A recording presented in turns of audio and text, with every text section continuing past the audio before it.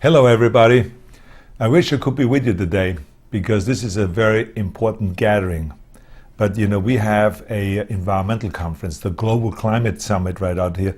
It is the third year in a row that we have that, where the whole world is coming together talking about environmental issues, very important issues. It's a sub-government kind of a sub-national government kind of an organization.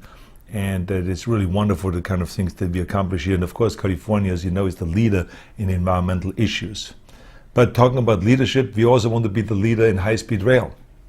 And of course, there's many reasons why I feel so passionate about high-speed rail. I believe very strongly we should have high-speed rail all over the state of California and all over the United States. Just like we did the freeways, building the freeways in the 40s and 50s, especially under Eisenhower, to build this whole network of freeways that worked so well and everyone is using now. We should do the same thing with high-speed rail. But there's many reasons why I think it's important that we move forward and do something really good with high-speed rail. First of all, the speed. I mean, how much longer do we need to go and travel the same speed as we did 100 years ago? I mean, that's embarrassing. I know that there's some trains that go a little faster now, but it's really Mickey Mouse, let's admit it. And then, of course, there's another reason. We need to reduce greenhouse gas emissions. We know that when we have high-speed rail, that we don't need to use as many airplanes. And this is very beneficial here in California and will be very beneficial all over the United States.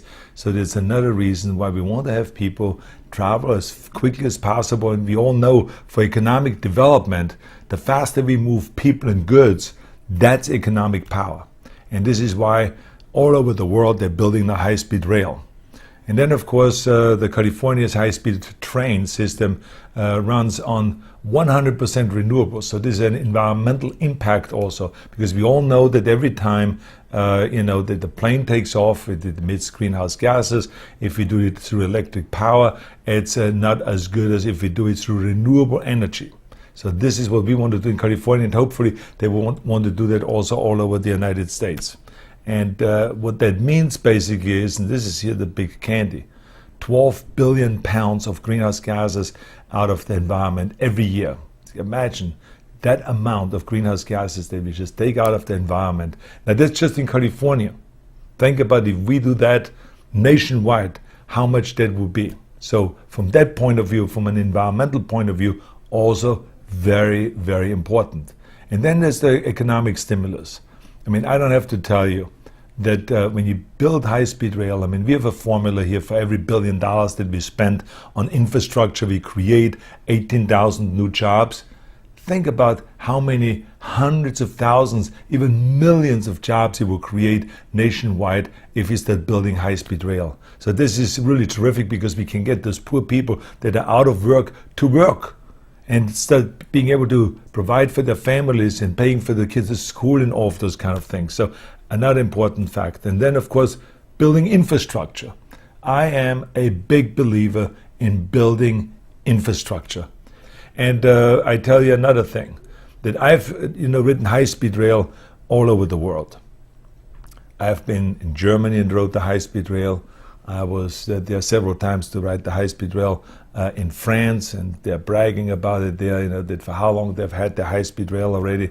Then in China and South Korea and everywhere, including in Japan. I remember in my bodybuilding days, I was riding the high-speed rail in Japan. This was now in the late 70s, early 80s. And so it's wonderful to ride the high-speed rail. It's wonderful to go to Germany and to ride 200 miles an hour, or in France, 365 kilometers an hour, or to go to China and to ride it even faster than anyone else. Great. But it makes me mad that we don't have it in the United States. I mean, what is that? We're supposed to be the leaders. We are supposed to be the number one country in the world. I think it is so important that we also have the high-speed rail, because all over the world they're building it. Let us build the best system in the world. We can do it because America is the best country, and I've been all over the world. We should be the number one. We should be the leader, and California is going to provide that leadership.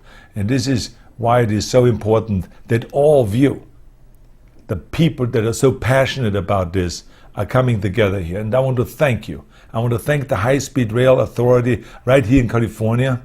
under the authority of Rilov von Ark. I mean, that guy is a genius. He has come in and has provided great leadership. And then, of course, the United States High-Speed Rail Association, which is another organization with passionate people under the leadership of Andy Kuntz. I mean, that guy is also an expert, passionate about it, and that's what it needs. It needs people like me, people like you that are passionate, that go out there and push and push and push, and eventually we're going to get it done. And let me tell you something, failure is no option. And don't think that when we have a setback one day that we should always let and give up. No. So let's not give up on high-speed rail. Let's just push forward. We're going to do it. And we will be the pioneers. Trust me. So thank you very much for all the work that you're doing. And I will see you at the next meeting.